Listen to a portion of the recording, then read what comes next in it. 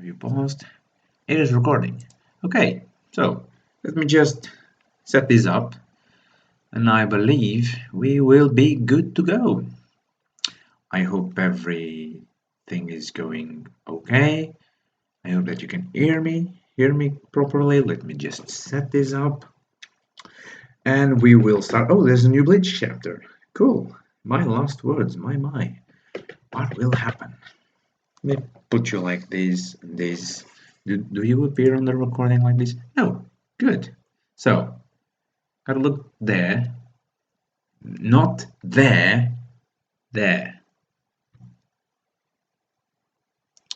This is gonna get weird. So, I'm just going to start like this. It's strange, I know, but I'm looking at myself. It's just like looking at the mirror, really. There's really no problem at all. Just let me put you like this, so I can read you better. Just, sorry, setting up. Is the screen rotation locked? It is. That's why. There we go. Now we're done. And this is gonna be weird. But 1, 2, 3. Hey guys, welcome to the channel. My name is Andre, and today I am bringing you the review of One Piece chapter 815. Sorry. Again, there's really no time, so I can just bugger all. So 1, 2, 3. Hey guys, how you doing? My name is Andre, and I welcome you to my new manga review channel. And today I am bringing you the review of One Piece chapter 815 of its name, Take Me With You. Starting with the cover mini arc, we see Vivi and Karoo just like that. The title of the volume is simply Alabasta Kingdom, just like that. And we see Vivi on a balcony just looking to the sky, and Karoo cutting the newspaper, the wanted posters of the newspaper. Really cute. I'm looking forward to see Vivi on the Reverie arc. I believe she'll have a great importance in that arc, in that saga arc, whatever you want to call it. I'm really looking forward to that. So, let us move forward with the chapter. I'm following the chapter on a tablet or iPad or whatever you want to call it. So, it might look weird me looking up and down, so just bear with me a little. And let's just skip the fan arts. And following the last chapter's finale, we now learn a little bit more about the Van Smoke family. We now know that they are part and they are the head of an organization called Germa 66. It's written 66 in like numerics, but it's actually read 66 as it says on the version of the chapter that I'm reading. So they are also known as warmongers. So they are not literally assassins in the direct sense of the word, but I think at least they are not in the direct sense of the word. But maybe they were called assassins because they have a lot of blood on their hands for the things they do.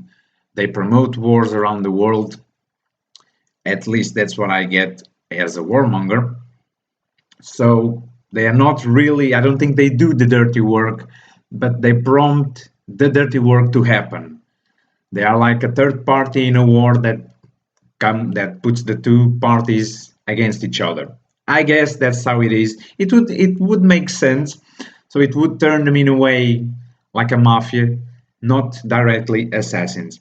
This is explained to us by Peckham's, and the names and the connections just keep appearing. Nami has also heard about Germa's 66. She thinks that it's an imaginary organization. So we have Brooke that has heard about the Van Smokes, Robin as well. Now we have Nami that has heard about the organization they're part of and that they lead the organization. As Peckham says, the organization does really exist. And at the top of that organization, it's the Van Smoke family, which leader is Sanji's father. So it's just no big deal. Sanji's father is just like the head of some warmongering sons of guns, and he just makes war happen everywhere. And Luffy just says, I don't care about that. I don't know about that. Even if I knew, I wouldn't give a damn. Because Sanji can go and get married. That's not the problem. The problem is he doesn't want to become a Big Mom's underling. And we know Luffy would never bow to that. I mean, he picked a war with Big Mom back in Fishman Island. So out of nowhere becoming her underling would not be it would not be Luffy. He even has the nerve to say, instead of us becoming your underlings, why don't you become my underlings? It's Luffy. Peckham's even falls out of bed. He's completely wrecking himself. And he threatens Luffy, but Luffy doesn't care. He even says that Peckham's eyes are cute, and Peckham is just bulging with pain out of just reacting to Luffy's impertinence. And now this is where things get serious.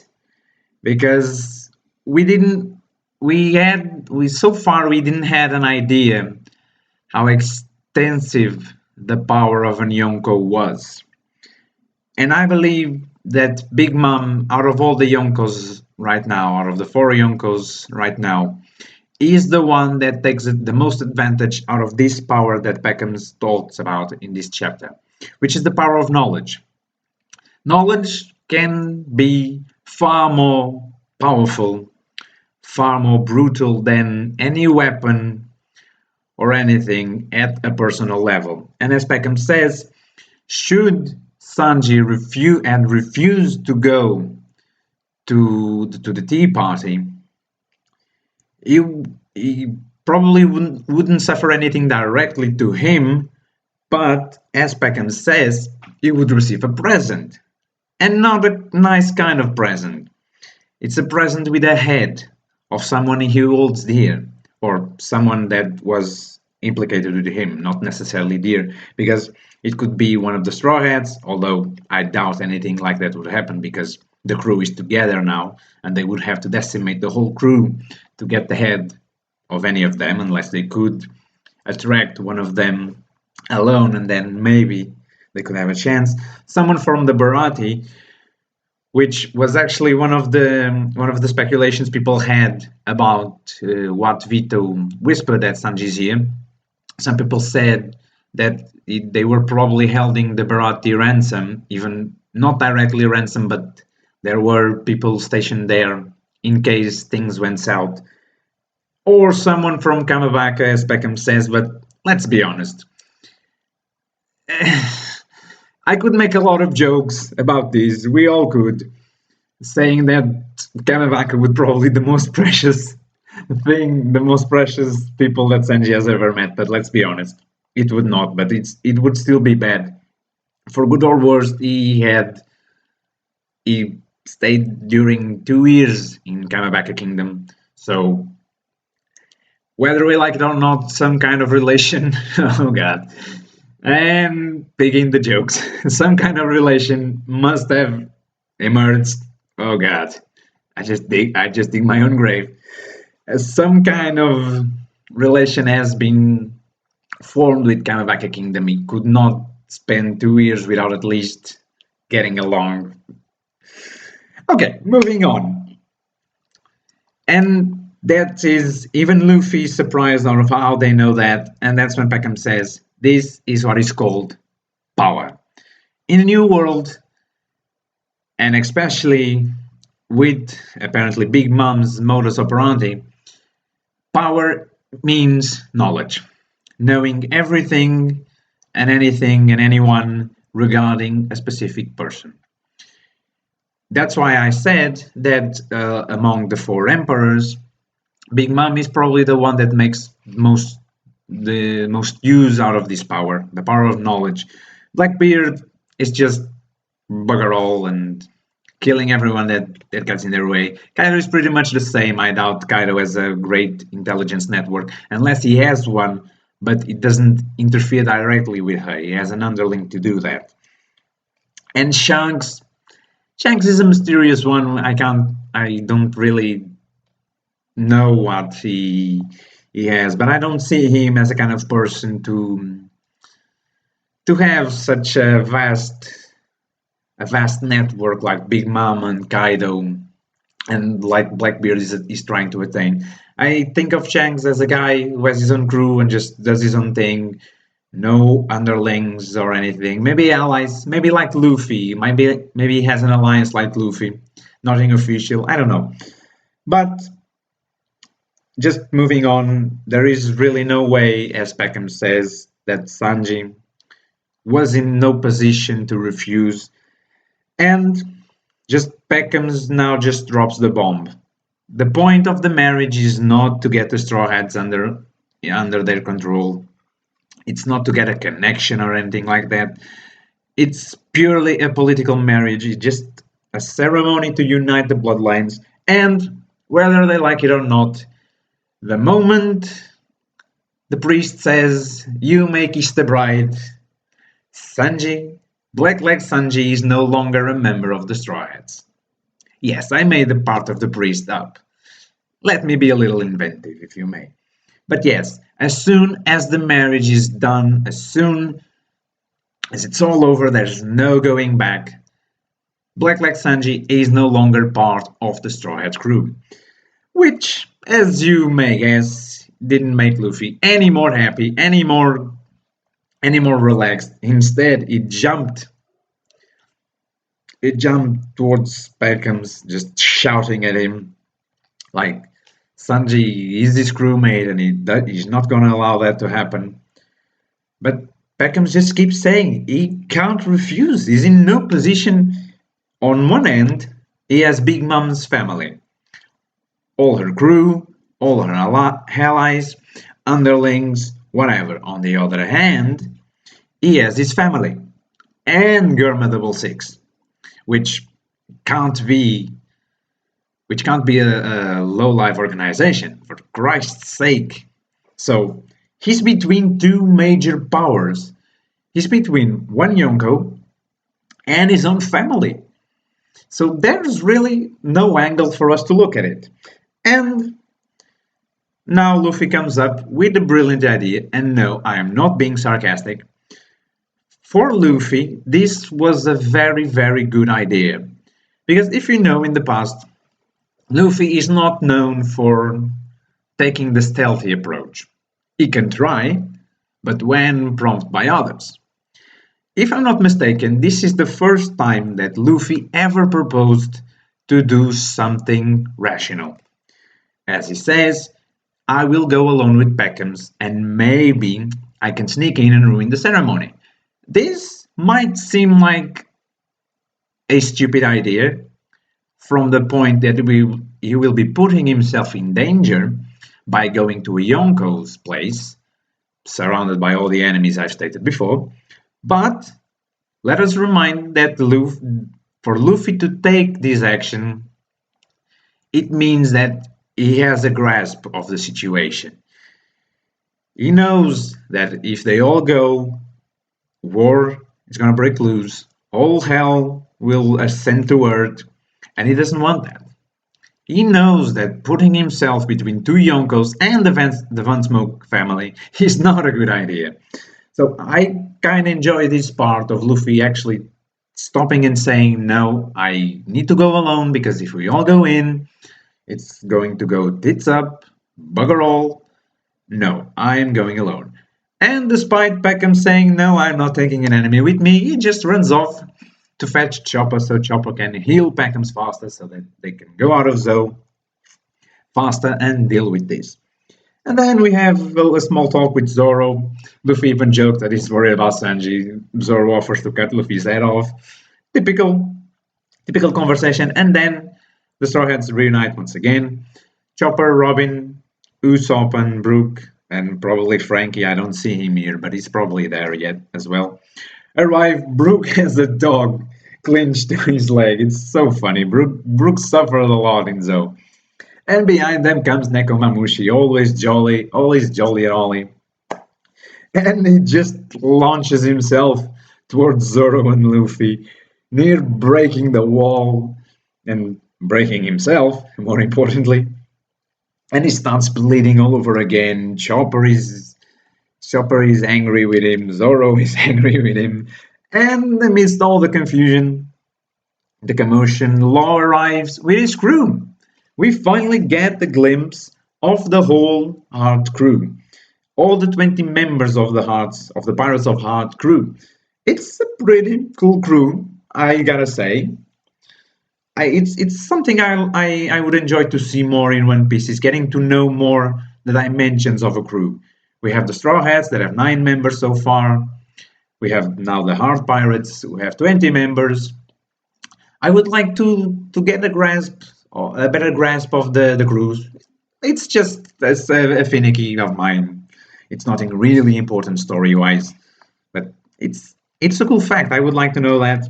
We have John Bart, we have Beppo, that guy Penguin, the other guy who's always with Penguin, but I don't know his name. I never remember his name. And they are all doing poses and whatnot, just chalantly thanking Luffy, and it's just like, yo.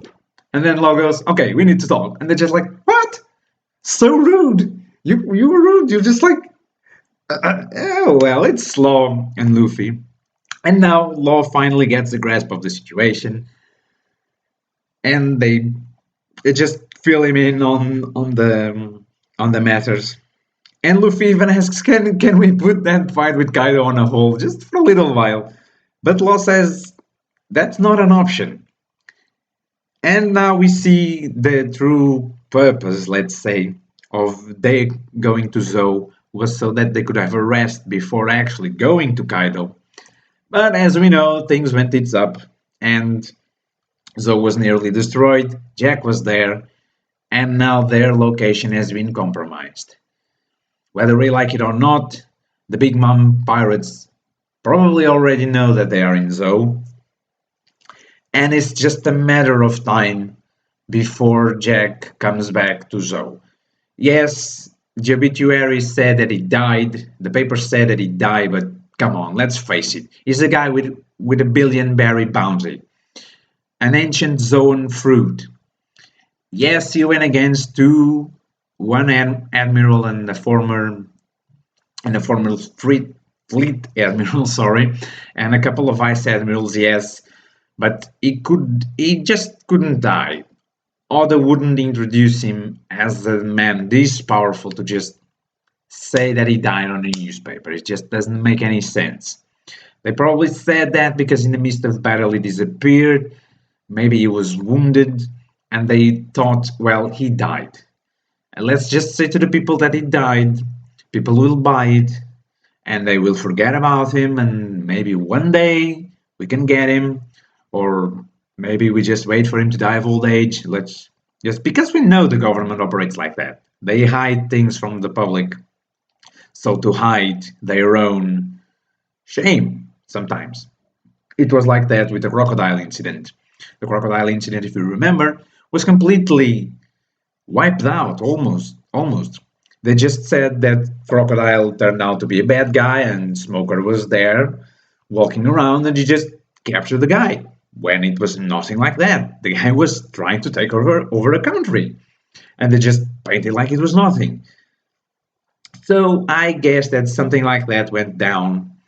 I'm not saying that he managed to capture Don Flamingo. I hope he didn't.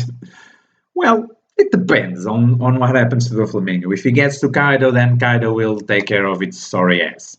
But if he doesn't get to Kaido, then, well, GG. And Law says that they can't expect them to be safe there, because if Jack goes back there, Zou will be completely annihilated. There won't be a second saving. But, as always, Luffy doesn't care, Nekomamushi doesn't care, and like that, out of nowhere, a party starts. Yay! We are used to have parties in the end of the sagas. Well, now we have one in the freaking beginning. GG, this is up to a good start. Just before I move forward, let me share with you a little concern I have. As some of you know, throughout the Zoe saga, there's been at least 3 or 4 references to the full moon. Again, in this chapter, there's a little tiny rectangle just just left to the one with Luffy and Nekomamushi sleeping side to each other, showing the moon behind the clouds. Now I'll be damned, but something very, very bad will come from that moon. The different phases of the moon last 1 week each, if I'm not mistaken, if I know my astronomy.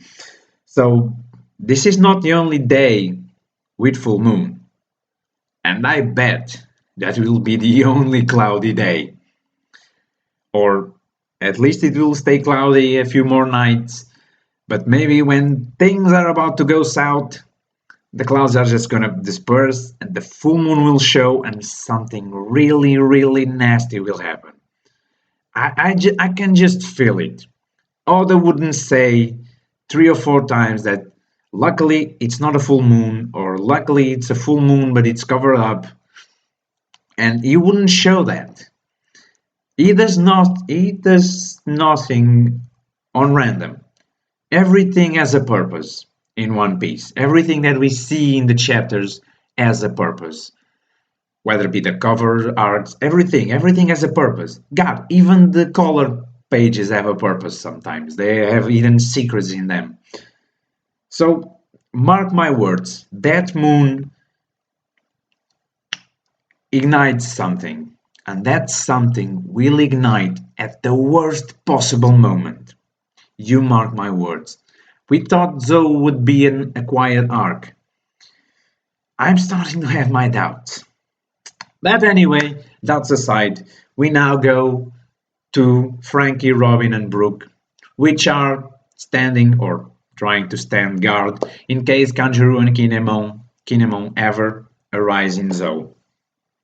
They say that even though they are good people, they had nothing to do with the incident on Zoe, but the Minks are still sore about what happened. To them, the samurais are to blame, whether it's Raizo himself, whether it's Kanjuro, Kinemo, even Momonosuke. Momonosuke, if you remember, is locked in his room, just quiet, without anyone noticing. But as of course, this is One Piece and nothing ever goes according to plan. And the next morning, Kanjuro and Kinemon actually arrive, set foot in Zoe.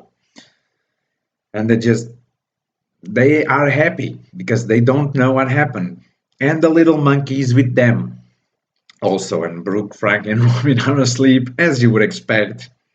And they apparently climbed in his ugly ass tiger. Poor tiger. If Robin ever sees him, she'll cry. Dang, she cried for a dragon. A badass painted dragon, but a dragon. I don't paint any better, so I can't judge, but my god, poor tiger. But they don't know, the poor little monkey doesn't know, and so starts the beginning of what I think will be the downfall of the Straw Hats in Zoe, at least for a moment. No, I'm not saying that they will be enemies of Zoe forever, but this ending, the monkey running away towards Zoe to tell the others about the samurais, and they following after him like they are, running and screaming, it will not give a good image.